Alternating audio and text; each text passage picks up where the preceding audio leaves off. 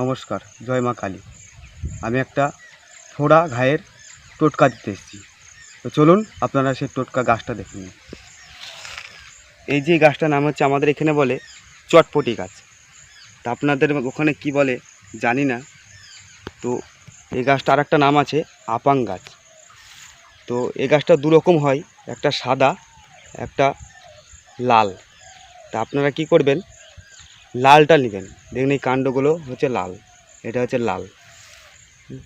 তো যে সকল ভাই বোনদের শরীরে ফোড়া হয়, সে ফোড়াটা কোনো রকমে গলতে চাইছে না, কি মুখ হচ্ছে না, এই আপাং গাছের শিকড় আপনারা তুলবেন, তুলে 21টা আতপ চাল দিয়ে বাটবেন।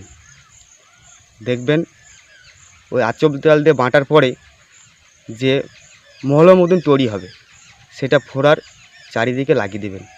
দেখবেন 1-2 ঘন্টার মধ্যে ফোড়াটা গলে যাবে।